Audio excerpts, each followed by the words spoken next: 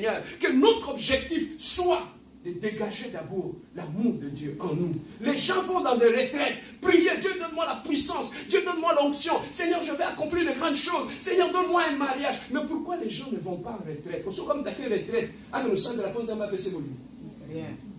pourquoi ils ont raté?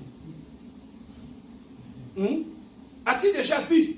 Souvent, les gens, j'entends même ici à l'église, pasteur, on a maintenant notre église, on va commencer à faire des retraites ici, des retraites à ligne. Ici, si nous allons faire des retraites ici, et ça va retraite à Bolingo. Ce n'est pas seulement pour le mariage. Bien aimé, quand tu commences à manifester la nature de Dieu en toi, je vais vous expliquer une chose. Quand Jésus-Christ vient en toi, quand tu commences à manifester l'amour de Jésus-Christ en toi, papa, Jésus-Christ ne vient pas seul. Il vient avec sa gloire. Il vient avec ses bénédictions. Donc, toi, Yambi Yesu, Yesu sala na katinaye, assemble la soupe la bénédiction. La bénédiction est là. Voilà pourquoi il a dit, voici le miracle qui accompagneront ceux qui auront crié. Il n'a pas dit, voici le miracle que vous aurez lorsque vous allez prier. Il a dit, lorsque tu deviens enfant de Dieu, un disciple accompli, tu ne demandes plus rien. Tu mets là où tu mets le pas, le miracle est là. Là où tu avances le pas, le miracle est là. Amen. Hein? Là où tu mets ton pied, le miracle est accompli. Bien aimé, lorsque tu deviens un chrétien accompli, lorsque tu deviens un disciple accompli, tu entres dans ton mariage, tu deviens un bonheur pour ton mari. Tu vas, tu te maries, tu deviens une bénédiction. Tu entres quelque part où on te reçoit, tu deviens une bénédiction. Pourquoi? Parce que le miracle t'accompagne. Amen. La Bible dit, les miracles vont nous accompagner, mais on ne va pas aller les chercher. Amen. Mais pourquoi on cherche les miracles? Parce que c'est qu'on n'est pas encore. Il a dit le miracle. Voici les miracles qui accompagneront ceux qui auront cru. Donc il faut d'abord croire. Et ensuite voir la conséquence de croire. Faire en sorte que le miracle commence à t'accompagner. Alors lorsque tu ne veux pas croire, comment les miracles vont t'accompagner? Amen. Hein? Amen. Donc il faut d'abord croire. Et ensuite, voir le miracle t'accompagner. Mais alors, croire, c'est quoi? Avant de croire, il faut écouter. Lorsque tu as écouté, tu as cru à ce que tu as écouté. C'est alors que le miracle va commencer à t'accompagner. Amen. Hein? Amen. Papa, c'est ça qui fait que nous allons dans les églises, on nous promet des bénédictions qu'on ne voit pas. On nous promet des mariages qu'on ne voit pas. On nous promet des choses qu'on ne voit pas. Quelqu'un qui n'a pas encore cru, tu lui promets les mariages, en bas la nuit. Quelqu'un qui n'a pas encore cru, tu lui promets les voyages. Comment il va avoir ça? Amen. Hein? Amen. Voilà pourquoi Jésus-Christ a dit dans sa parole, allez partout dans le monde. Faites de toutes les nations quoi? Jésus-Christ avait demandé à ses disciples de faire des gens de riches? Non. Il a demandé à ses disciples d'aller faire de riches, d'aller faire des gens qui étaient nantis, d'aller faire des gens qui sont mariés. Non. Il a dit les disciples. Dans le mot disciple, toutes les bénédictions sont là. Amen. Papa, je vais vous expliquer. Quand tu deviens ministre d'État dans un gouvernement, tu n'auras pas à demander certaines choses. Certains avantages sont attachés à ces postes-là. Quand tu deviens ministre, c'est inscrit dans la loi. On va te fournir les gardes du corps, on va te donner de la provision, il y aura un salaire, il y aura des protocoles, ils vont te donner une maison. Toutes ces choses-là sont attachées au titre que tu portes maintenant. Donc le seul fait que tu portes ces titres-là, tu commences à bénéficier de toutes les bénédictions qui sont attachées à ces titres-là. Amen. Hein? C'est comme ça aussi quand on devient un enfant de Dieu, tu deviens un disciple de Jésus. Il y a des bénédictions qui sont attachées. Tu ne vas plus les chercher. C'est parce qu'on est un disciple.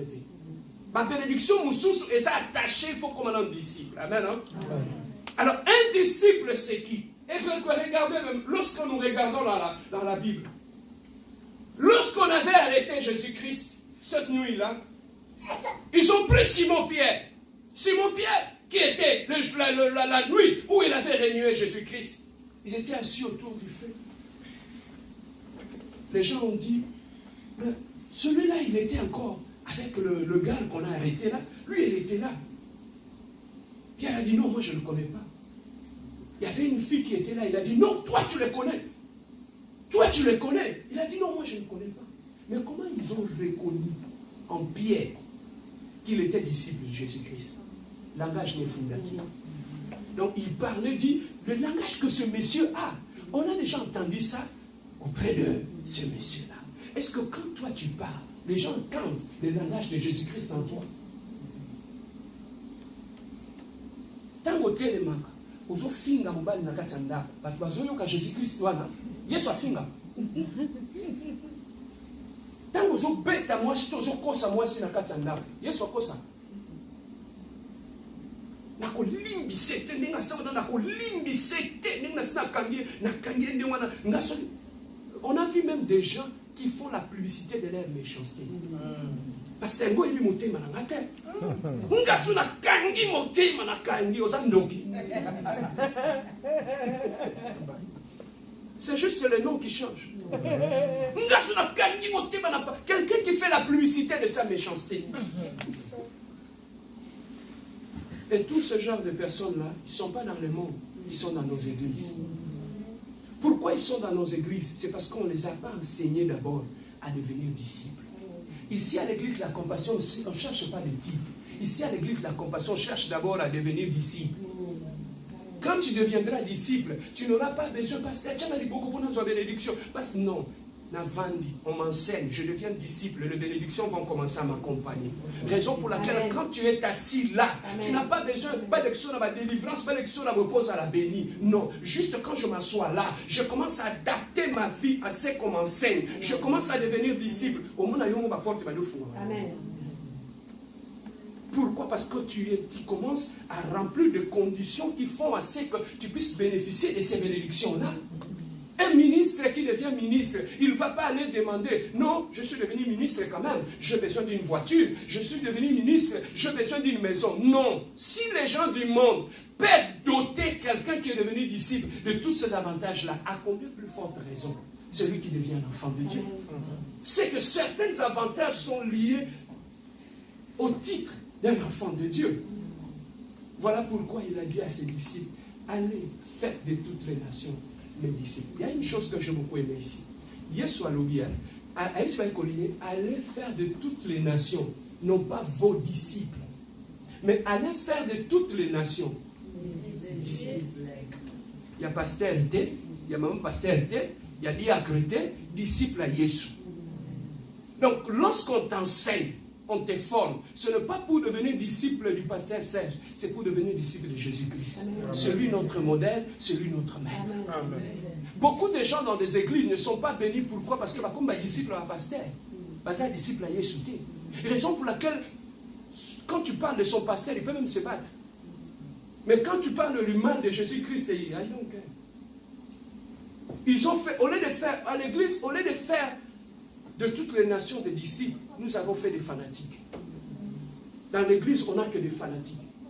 Raison pour laquelle tu entends les gens, il y a une église, l'église n'a pas pasteur à terre à bien, il y a une église n'a pas.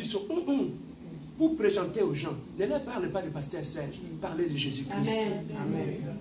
Parlez de Jésus-Christ. Dieu lui vient dans notre église. Tu viendras écouter la prédication de Jésus-Christ. Tu viendras écouter la prédication du salut qui changera ta vie.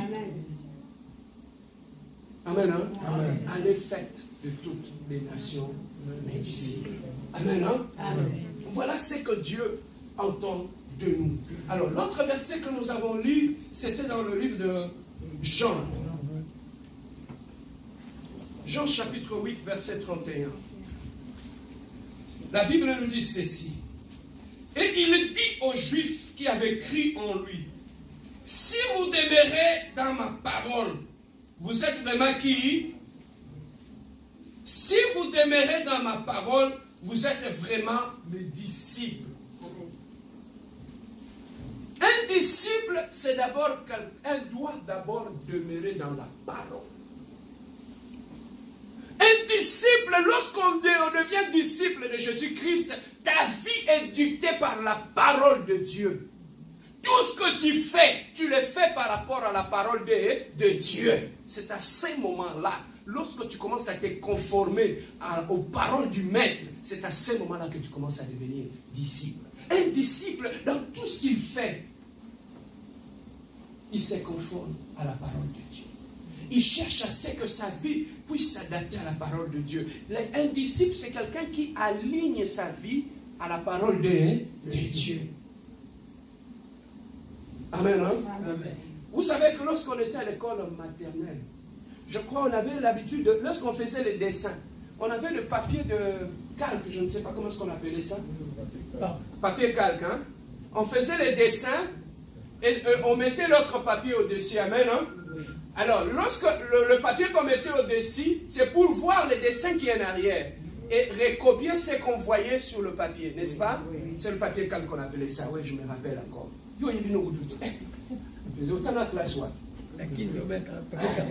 Alors, maintenant, le papier calque, on l'utilisait pour calquer et voir l'image qui est en arrière. C'est comme ça aussi, papa. Quand tu es un enfant de Dieu, si tu veux ressembler à Jésus-Christ,